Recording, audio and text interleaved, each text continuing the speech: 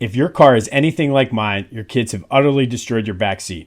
Goldfish, fruit snack wrappers, lollipop sticks, you name it, it's all over. Say goodbye to all of that with Carcan. Carcan is a trash basket that fits right on the back of your seat. Going on a long trip, it can be used as a cooler or a storage bin. This thing is a game changer. Go to carcan.com and check out their wide array of vehicle storage accessories. That's carcan.com. Use the promo code Jim Montgomery 20 off for 20% off your order. That's carcan.com. Promo code Jim Montgomery 20 off. Carcan makes a great holiday present.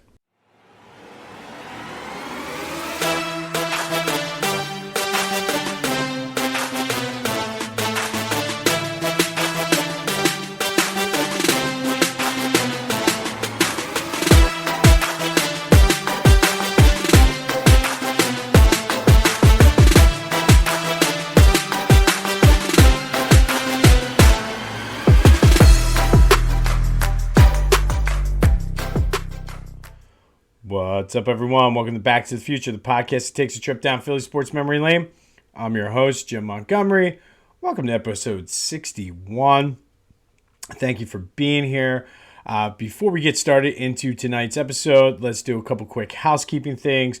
First, be sure to like and subscribe wherever you're listening or watching this. It's the best way to stay in the loop. I have some good things on the horizon for the new year. Best way to stay in the loop is to like and subscribe. Spread the word. Tell a friend. Have them tell a friend. Next thing you know, everybody's telling friends, and we're growing this thing beyond belief. Quick programming note. From here on out, unless there's a reason or something special comes up, we're going to start switching to every other week. Part of that is just the time constraints I have with my day job as well as the kids. And then for those of you who do or don't know, I have a daily podcast, This Day in Philly Sports History. I'm trying to grow that as well, doing a lot of fun things with that. So in order to save my sanity as well as keep the quality where I'd like it to be, I'm going to switch this, at least for the time being, to every other week. Once we get closer to the summer, or again, if something special comes up like the Super Bowl or something like that, I have a special interview, whatever it is, I have that flexibility. But just for everybody's sake and to keep things where I would like them to be, we're going to switch to every other week. And that way, the quality will remain the same.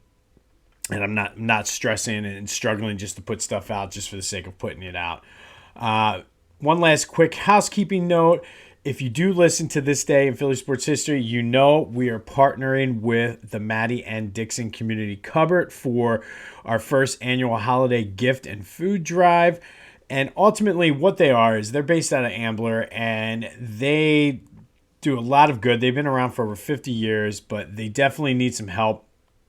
I've posted what they need on my social media, and we'll continue to go over it. But for right now, they're looking to gather $25 gift cards from either Target, Walmart, or Amazon by December 8th. And what that does is you're going to play Santa Claus. You're going to be able to give kids that are in need a chance to go on a shopping spree and buy some toys for themselves, maybe even in some cases buy presents for their parents or whatever.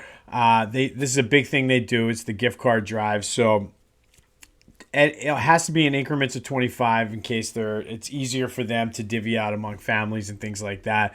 But it's a great program that they're doing. They need them by December 8th. So you can either go to their website, the Maddie Ann Dixon Community Center, for information on how to get them. I've had some people that said, hey, can we just ship them to you and you can make one big donation? Because we also are doing a food drive. And they have a lot of things they need for that: salad dressing, granola bars, jelly, toilet paper, non-spaghetti pasta, juice boxes, peanut butter, ground coffee, hot chocolate, canned pasta, canned pineapple and pears, taco items, paper towels, and boxed cake and brownie mix. So if you want to help out, send them to the Maddie and Dixon Community Cupboard. Some people have asked if they can Venmo, or not Venmo, Amazon me the items and I can take them over. I have no problem with that because I do a reverse advent calendar with my kids where we collect these things each day leading up to the date. And then that Friday we take it and make it a big deal for them to give back and say, hey, here's our donation. So I'm heading over there anyway, so if you want to get anything to me, hit me up offline, and I can give you a way to get that to me, whether it's Amazon, the gift cards. You can go directly to them. They have ways you can do it. And ultimately, if it's not your thing and you feel the need, they totally will take cash donations too. I was talking to them last week, and ultimately what they need they just need food. They are running low, and it's tough on a lot of places this time of year, and that's why we wanted to help them out how we can. So if you can give a $25 gift card by December 8th, that would be great. If you want to wait, the list of food, I will post it on my social media. If you want me to send you a copy of the flyer, leave a comment or DM me or whatever, and I can get that over to you. But let's help make this the best year ever for them. They've been a part of the community for 50 years, over 50 years. They service, I think I saw like 27 different zip codes. So they're pretty big in what they're able to do. So let's help them out the best we can. It is Giving Week, or yesterday was Giving Tuesday. So whatever you can give is great. If you want any more details, be sure to hit me up offline. But I appreciate it. It's our first annual gift and food drive, and I'm excited to see what we can do and help to make a difference. All right. So all of that being said, I mentioned this day in Philly sports history. And we've been doing for the month of November the Philly sports most disappointing athlete. And the other day, Peter Forsberg was our disappointing athlete of the day. And it got me thinking about the original time we had Peter Forsberg and the trade that happened because of it. You remember he was part of the deal. He was drafted the same year as Eric Lindros. And it was part of the fiasco, which we'll get into. And I wanted to just kind of take a look and see, were we better off because of the trade? Like, should we have kept Peter Forsberg? And that's ultimately what our topic is today. Eric Lindros and his career as a Flyer and beyond. But be sure to listen to This Day in Philly Sports History every day for content like that. We're doing the Philly Sports Advent Calendar for December. We're also going to do a little bit of fun with acts of kindness. So again, best way to be in touch or stay in the loop in that is to like and subscribe wherever you get your podcasts or on YouTube. We've been doing a question of the day as I've been trying to increase the interaction. So definitely I want it to be more interactive, and the best way to interact is just listen every day, answer the question of the day, leave comments, spread the word. I do have some things on the horizon. I was hoping for December 1st. I don't know if I'm going to get it for December 1st, but I do have, and I think I'm willing to at least go out on a limb and say what it's going to be. I do have a hotline set up, or in the process of being set up. It's just a matter of getting it up and figuring out the logistics of it. So stay tuned for the phone number where you can actually call and leave a message. If leaving comments and things are not your thing, maybe your call can get played on the air. We'll at least talk about it. So stay tuned for that. Once I'm almost there. I got a couple of little details I need to try and tinker with, and it's been a crazy week at work, so I haven't had a chance to do it.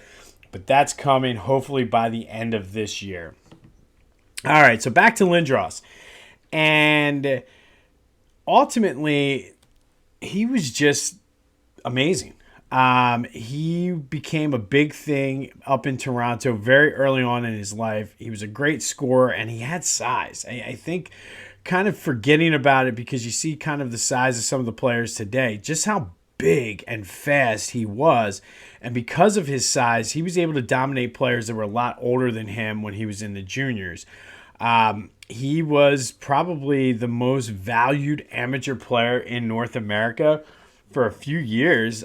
They dubbed him the next one.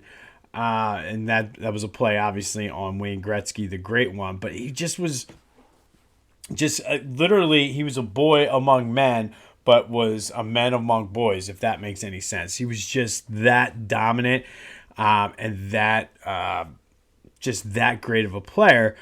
So when it was time for him to play junior hockey, which was the OHL, which was the Ontario Hockey League, which is one of the bigger junior hockey leagues in Canada, he refused to sign with the Sioux Greyhounds, who drafted him.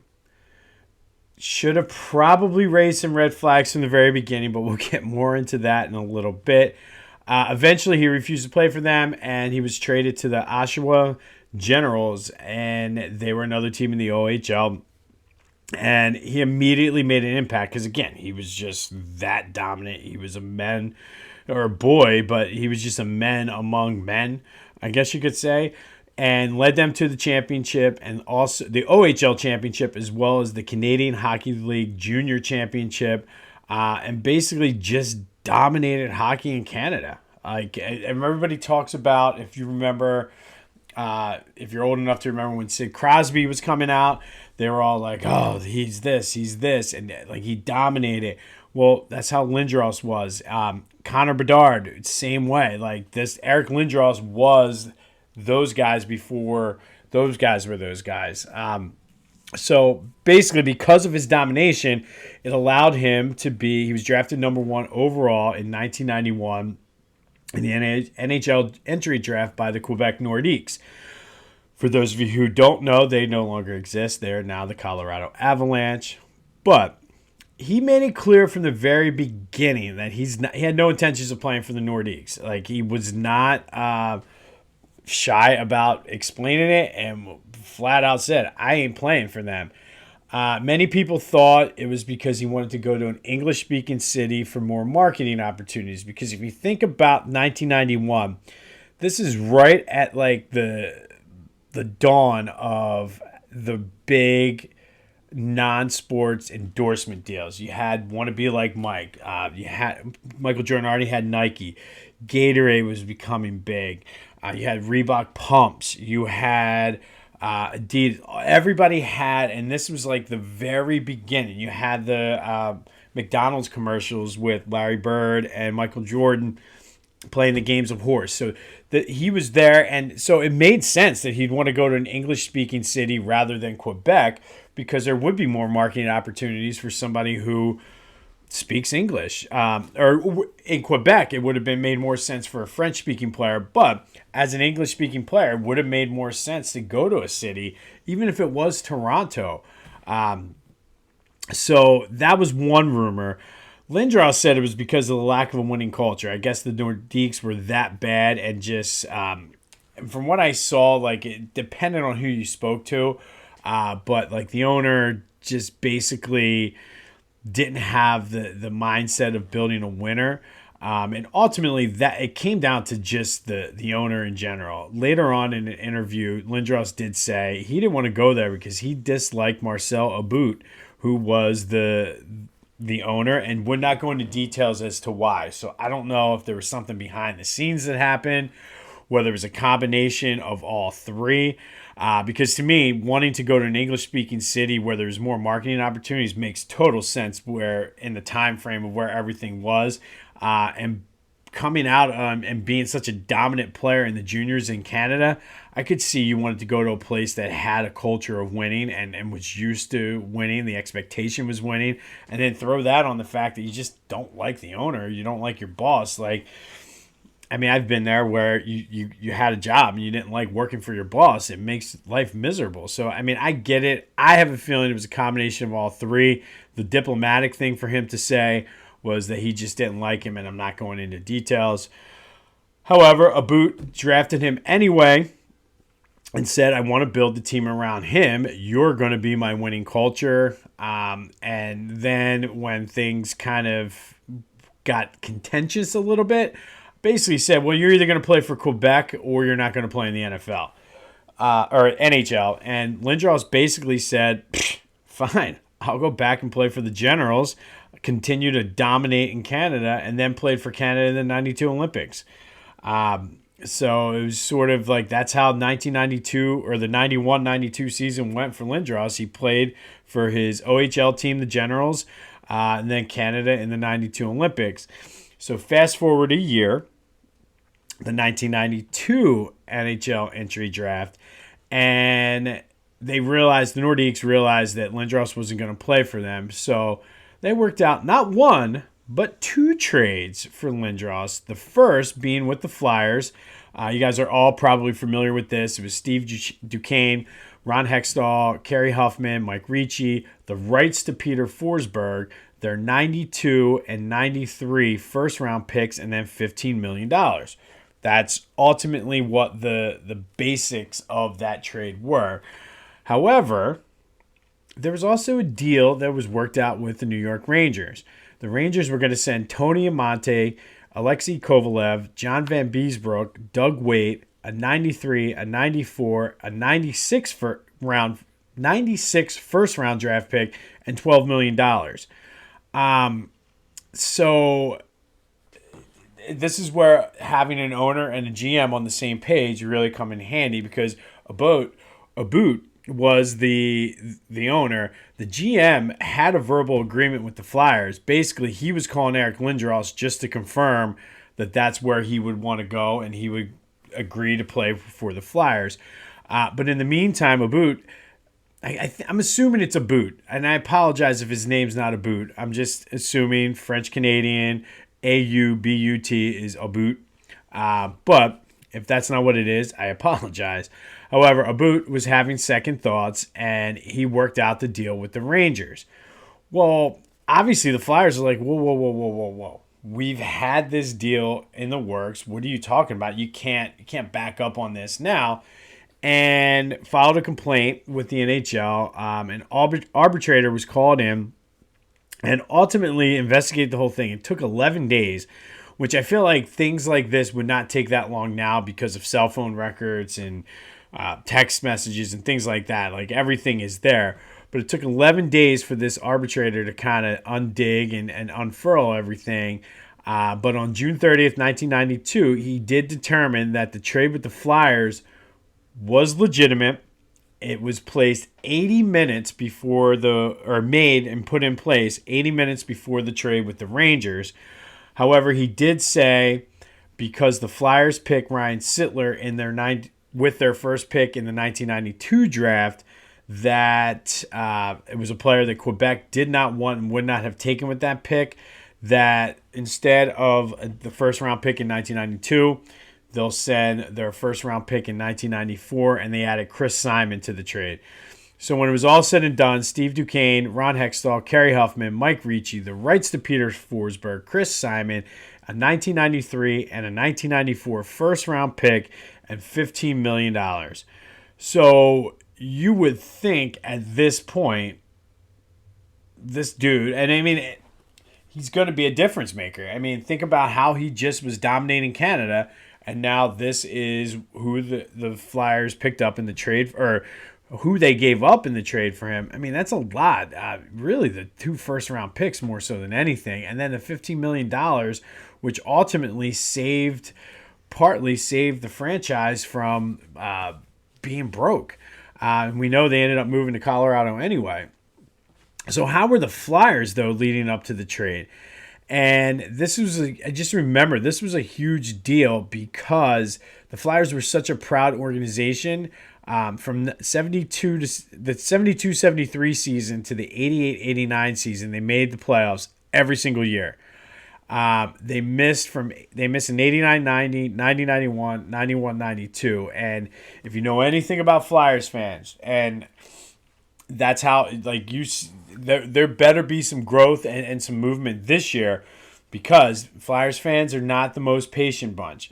Like, Philly fans in general are not patient, but the Flyers, because of their tradition and just how long they've dominated, they expect to be back in the fold. So missing it 3 straight years was like, whoa. So obviously Lindros was supposed to be the difference maker. And he almost immediately made an impact.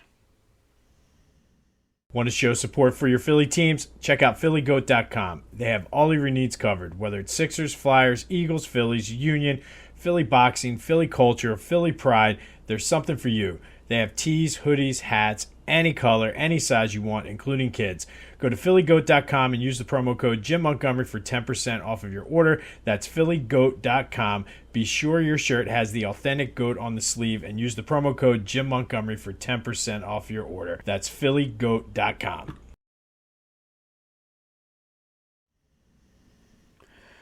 All right, so the first couple of years, he was getting used to the NHL, getting used to his teammate. The Flyers were still trying to put the pieces around him. Remember, they didn't have the 2 first-round picks. They gave up a ton of players. So they continued to miss the playoffs in 92-93 and 93-94. However, 1994-95, things started to turn around. Now, this was a shortened season because of the lockout, but they named Eric Lindros the captain. They reacquired Ron Hextall, who at that point was a veteran, but was a solid goalie who many think still should be in the Hall of Fame. I've talked a little bit about him throughout both podcasts. I think he's probably one of the most underrated players not in the Hall of Fame, and he sort of revolutionized the game with the way he did stick handling and things like that. So that was a big piece for them to get back. They also traded Mark Recchi for John LeClair and Eric Desjardins, which sort of set up now the cornerstones of this team. And LeClair was teamed with Lindros and Mikhail Renberg to form the Legion of Doom line, and they pretty much dominated. Like, Lindros was coming into his own. So that year they won the division but lost in the conference finals in 6 games to the Devils. That was back when the Devils were really starting to come into their own, and the East was really looking for somebody to pick up and take over for the Penguins, who were starting to fall off a little bit. Even though they didn't get there and the Devils sort of were coming into their own, though, that season in 94-95 set the tone for what was about to come and what was going to happen for the Flyers in the next few years. The following year, 95-96, they won the division again, but lost the conference semifinals to the Florida Panthers in 6 games, which ironically enough, I believe that was a team that I don't remember whether Bobby Clark was there as the GM. I should have probably researched this, but I know Bobby Clark went to Florida to become the GM, and I think this was the year, I'm pretty sure he was the GM there, and this was the year the Florida Panthers went to the NHL Finals. Ironically, it was Bobby Clark that did it, and he knocked out his old team, the Flyers. But then the next year is when it all clicked. That 96-97 season, they got off to a somewhat slow start because Lindros was injured sort of to start the season. But they just ended up going through, dominating, and ended up making it like cruise through the Eastern Conference playoffs, and then got to the Stanley Cups, and then ran into the Detroit Red Wings, who were about to become a dynasty. And if you look back at all of the times the Flyers have lost in the Stanley Cup, whether it was the Islanders, whether it was the Oilers, even the Blackhawks, they always seem, the Red Wings here, they always seem to lose to a team that was either in the middle of a dynasty or about to be a dynasty. Even in 76, the Bruins were a good team, and they were, like, it just was weird how, for the most part, the Flyers always tended to lose to a team that was either a dynasty, like in the middle of it, or about to go on a great run of Stanley Cups. But things still felt good for hockey. And I remember specifically because this is a time when hockey really started to come in the mainstream because of ESPN, because of being able to watch games on TV and everything. And I really started getting into hockey then. And it felt good. I mean, life was good in Philly. The Hockey News ranked Eric Lindros the 54th greatest player of all time in their list in 1998. Of greatest hockey players ever.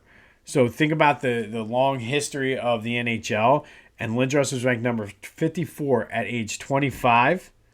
The future was bright, man. Things were looking good for the Flyers. The Clashing Conferences podcast is a football conference-specific podcast that brings together the everyday passion of real fans and their not-so-friendly friends for the purpose of real-life football entertainment.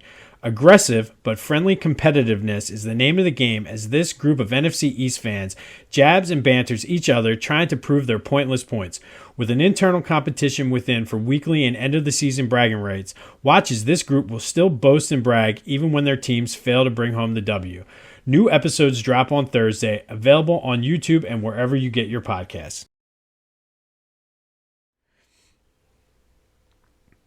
But, as you know, as we go through things, this is Philly.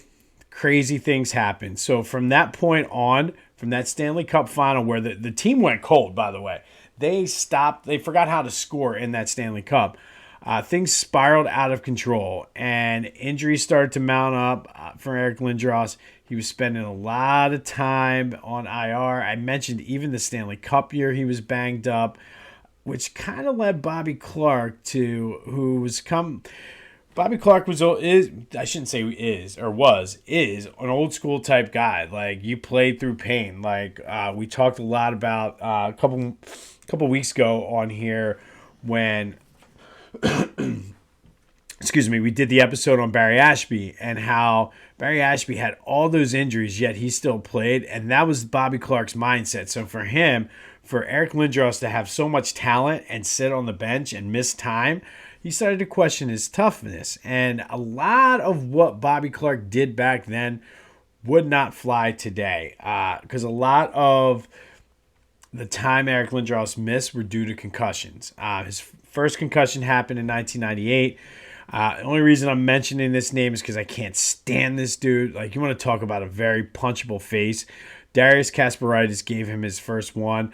And I say that with the utmost respect for Darius Kasparaitis, because despite the fact he has a punchable face, he also has the kind of face that if you punch him in the face, he's going to punch you right back in the face. So kudos to him for that. Ty Domi's another one. But don't want to piss those guys off. They're old now, but they still kick my ass.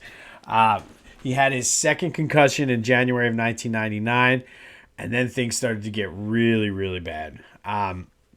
He recovered from the concussion. That first concussion, by the way, he missed a ton of time. And I think that's where Clarke really started to be like, yo, dude, like, shake it off and get back into playing. But again, those things would not happen today because of all the safety precautions in. So it was a different time. And I don't want to necessarily go down that road because there's a couple different ways we can go with this. But just know that a lot of this would not fly today. But that spring, he suffered a rib injury. It was so bad, Keith Jones, who was his roommate, the same Keith Jones who's the president now, found him lying in the tub in their hotel room, pale, cold, just didn't look good. So he called the trainer, and the trainer basically said, let's send him on the plane back to Philly with Recchi, who came back to the team, who was also injured. And Jones was like, are you kidding me? He needs to go to the hospital. Luckily, Jonesy got him to turned it around and got him to go to the hospital because it turns out he had a collapsed lung caused by internal bleeding. So his dad, Carl, who was also his agent, wrote a letter to the Flyers and basically said, what the hell is going on? If the trainer had followed through with the team protocols, Eric Lindros would be dead, and ultimately that was actually confirmed by doctors. So if he had gotten on that plane, and I remember this was like a huge, huge deal, and everybody's like, oh, here we go, his parents, Bonnie and Carl. But like literally, they would have killed Eric Lindros if they sent him on the plane to go back home. And so like they were very involved in his career. Obviously, Carl was his agent. But around the same time, you had Donovan McNabb's parents. So I think as much as maybe Carl and Bonnie were a little too involved, Carl at least was his agent, and I think they got kind of a bad rep because of how involved Donovan McNabb's parents were with the whole booing and things like that. So I think, who knows? Maybe it was Carl and Bonnie that gave Donovan's parents. I don't know, but they were both happening around the same time. So it was one of those things where it was just like, all right. But I mean, for crying out loud, the team would have literally killed the guy. So 1999-92 ultimately was the end of the road for Eric Lindros in Philly. He suffered yet another concussion in March, his second of the year. criticized the trainers for not diagnosing him correctly. They would let him play through symptoms. And again, kind of wonder if that's coming from the top with Bobby Clark saying, no, make him play. And again, these are all things that could not happen today with everything.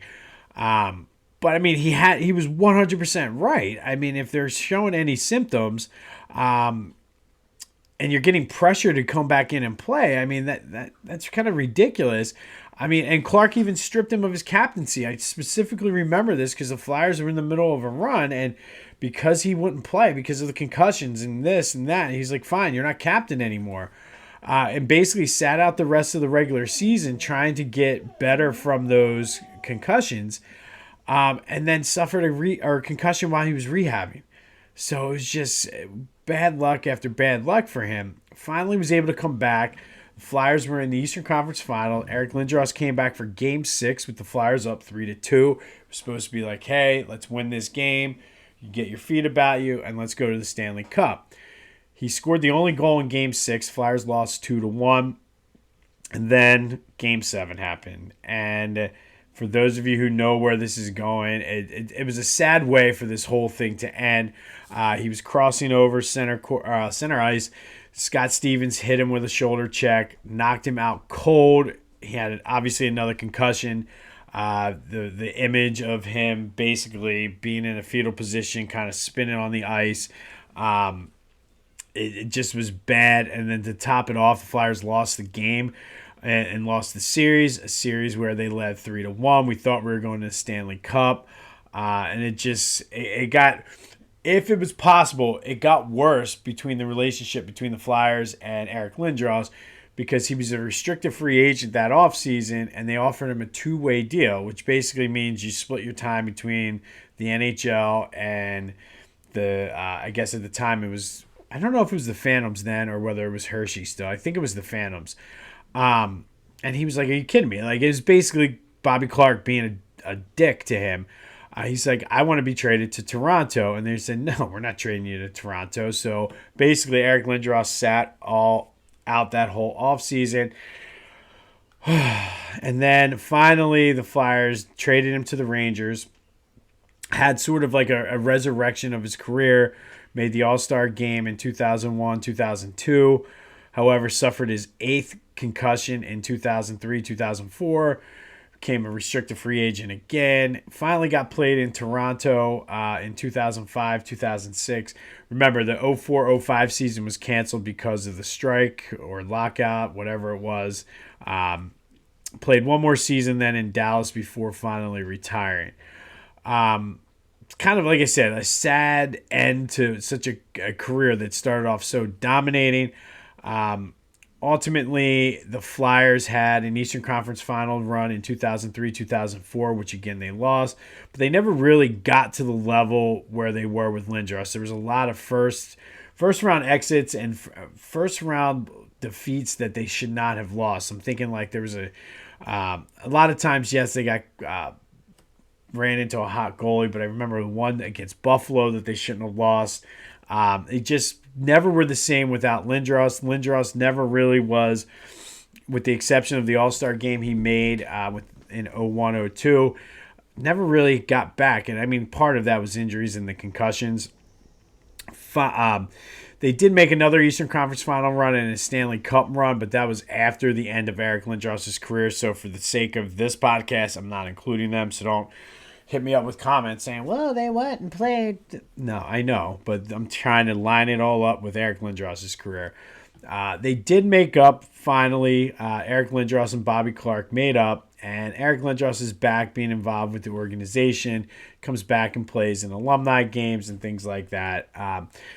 But ultimately, what was his legacy in Philly? I mean, he was a 6-time All-Star. His 88 is retired up in the rafters at the Wells Fargo Center. He is top 10 in the Flyers for goals, assists, points, plus minus, goals created, power play goals. One interesting thing, he's number 1 in points per game with 1.36 points per game. So, I mean, he literally dominated the NHL when he was with the Flyers. He gets a bad rep for a lot of the losses, but I don't know if they were all on him. Like I said, he still plays in alumni games. I think a lot of people love him in Philly still. A lot of it was disappointing, but it wasn't all his fault. I think once people kind of saw Bobby Clark for what he was as a GM, kind of like that old school, not relenting on that old school style, I think he sort of gets some of the blame for that. But ultimately, would the Flyers have been better off with Peter Forsberg? And I mean, I think it's a fair question. I think there's so many different pieces to that because you got to think those draft picks that the Flyers traded to Quebec, later Colorado, turned into some of those pieces that Colorado had when they were dominating the NHL that maybe the Flyers wouldn't have had Forsberg stayed. So I don't know who the better player was. I think Bobby Clark, for all his warts, did a decent enough job building teams around Eric Lindros. I don't know if health-wise he took care of him the way he should have. I still will go to my grave questioning that whole era from the time, I guess, the beginning of Ron Hextall's career. Like after they, I guess up until the point they traded him. So when they brought in Lindros until, I mean, Carter Hart even, I question whether or not they really put an effort and really tried to get a goaltender, because I do feel a lot of times the teams that were coming out of the East, like Buffalo, you had Florida, you had New Jersey, even the Rangers the year, they all had good goaltending, which was the Achilles heel of the Flyers for years. I mean, they went from Bernie Parent basically to Pelle Lindbergh to Ron Hextall to you name it, they were playing there. So I don't know if we were better off with if we had not traded for Lindros, because like Lindros was a little bit different than what Peter Forsberg was, because Lindros was so damn big. So you let me know. I mean, that's our question for the next week. Let me know what you think. Would the Flyers have been better off not trading for Eric Lindros and keeping Peter Forsberg, knowing that those draft picks ultimately parlayed into the pieces that got the Colorado Avalanche where they needed to go? So let me know. Hit me up on my social media, YouTube, TikTok, and Twitter, Jimbo_Mott. Instagram at Philly Jimbo. If you're friends with me on Facebook, check me out there. Be sure to like and subscribe both podcasts. Listen to This Day in Philly Sports History every day. Spread the word. Help spread the word on this thing. Remember, we're doing the Philly for November. We did Philly's biggest disappointing athletes. For December, we're doing the Advent calendar and then doing a little bit of the best moments of the year. Remember to check out the list for the stuff on the food drive and the gift drive. Help out anywhere where you can. I'm still working on ways to get more interaction. That's why I'm asking you guys the question of the day about the Lindros and Peter Forsberg trade. Let me know what your thoughts are on that. Stay tuned for the hotline number. As soon as I work out those kinks, we're going to get there. I mentioned we're switching to an every other day or every other week, I should say, schedule for Back to the Future. So be sure to take some time to check out the archives. They're not necessarily time specific, so go check out and see what you've been missing. Like I said, main important thing is go see however you can help out the community cupboard. Let the great organization, Maddie and Dixon, however you can, like, check them out. Hit me up and let me know. I'll help you out anywhere I can to get your donations and everything there. Like and subscribe, but again, be sure to help them out. Give whatever you can this holiday season. Whew. Eric Lindros, I get pumped up and so frustrated. I got frustrated doing the research for this because I'm like, man, it brought back so many memories and just like, man, this was the year. This was this. This was this. If Clark had done this. Ugh. All right, go have yourselves a week. This has been Back to the Future. I'm Jim Montgomery. And until next time, I'll see you when I see you.